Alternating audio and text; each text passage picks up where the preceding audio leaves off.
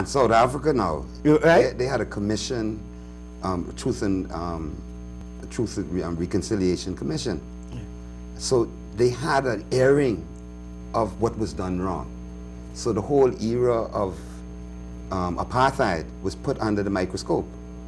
Now, here in the Bahamas, since 1967, when you first had black rule, we've never had the commission of inquiry to talk about what was done during the slave period till the black rule. We never had a commission inquiry to see how black people were disadvantaged in this country, why we had the 1942 Burma Road riot, why, I wouldn't even call that a riot, that was a liberation movement, why we had the 1958 general strike, why the Wakers had to do that, and why the taxi drivers still catching hell going to that airport, and the fella that they tried to stop, that put cause in the strike, he making all the money down there still now anyway. Yeah, but you see, Brother Hannah, what I'm trying to show you is the real power that be, okay, has a strategy, plan, right now. They have a strategy? 20 years, yeah. Blueprint. 20 years from now. A blueprint. That's a Willie Lynch blueprint. Yeah, King Arthur's plan. Yeah. They know what's going down, or maybe what will happen 10 years from now, because they see this where we don't. So therefore, if you begin to look back at what happened, you will have to say, you have to ask the question, was integration a good move for us? And if it was a good move for us, make sure it was better. Well, what is integration? Better for the slave master. What's integrated? Ain't no one Bahamas, Brother Ali. You go down to Benton, ain't no many bright skin complexion down there. But what and you go to Hope Town, Abaco, ain't much black skin people over there. So really, what we have had is the myth in this country. But you see, since '67 till now, we've had the myth of black majority rule.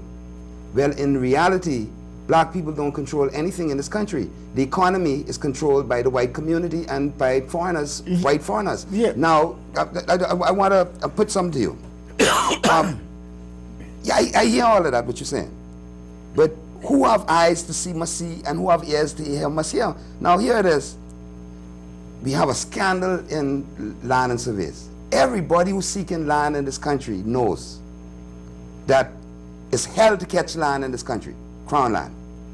There's a big scandal, and ain't no real apologies coming forth from the government, and they come in with an inquiry that can span from 1992 till now. So that means the debate is going to be what Mr. Perry Christie did wrong and what Mr. Hubert Ingram did wrong, and it can become, as everything else in this country, a personality discussion rather than a focus on the issues.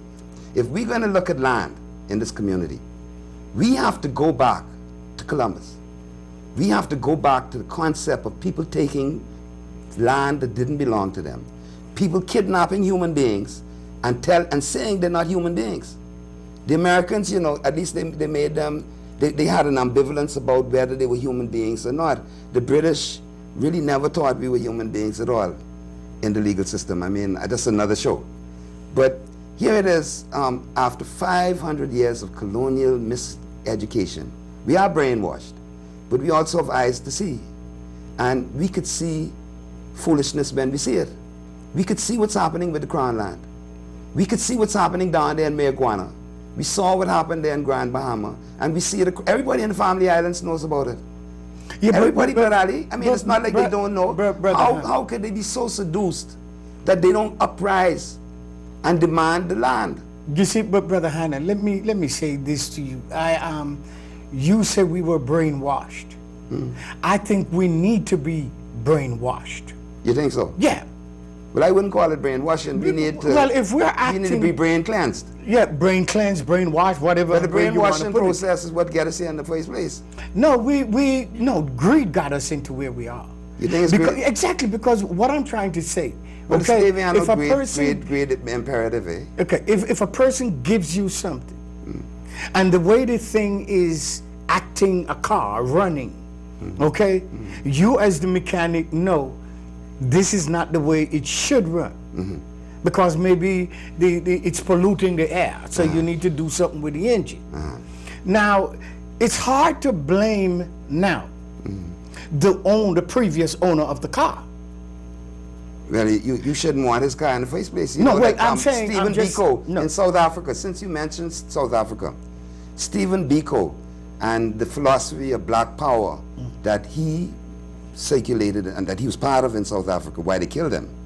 Stephen Biko said, well, look, like you saying whether we should give them a place in the house or not. He said, look, you have your banks, you have your economic structure, you keep it.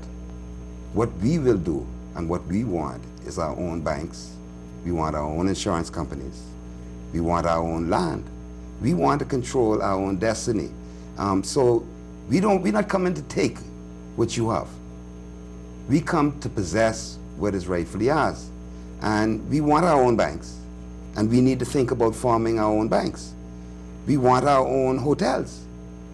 We should think of owning our own hotels. And some of our people want to own casinos. And if we're going to have casinos, those Bahamians should not be discriminated against, and they should own casinos.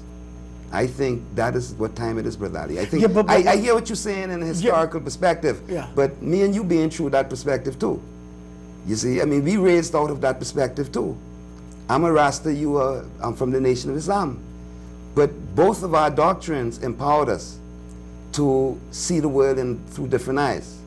So when I do my analysis of land as a lawyer, and this really needs legal analysis, we need to bring some legal scholars in future programming to discuss this issue of Crown land. But when I look at it through the eyes, I see it through the eyes of this descendant of that slave. I look at the Congo, and I look at what the evil that was done. See right here in Zaire. When Leopold from Belgium, I probably can't talk them too bad because I may have to go to a conference there next year. But the Congo, when Leopold went in there under the trusteeship, he automatically said, now all land here in the Congo, would now called Zaire, belongs to the crown of Belgium.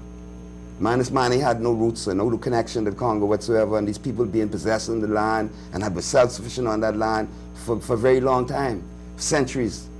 And he came overnight and said, this is my land, and now you must give me a tax to be on the land. So the people overnight were made slaves in their own community. And they had to produce rubber to fuel the industrial development of Belgium. And if they didn't produce the right amount of rubber as tax, the people who were enforcing the laws for him had to bring back some sign of terror that he imposed on the community.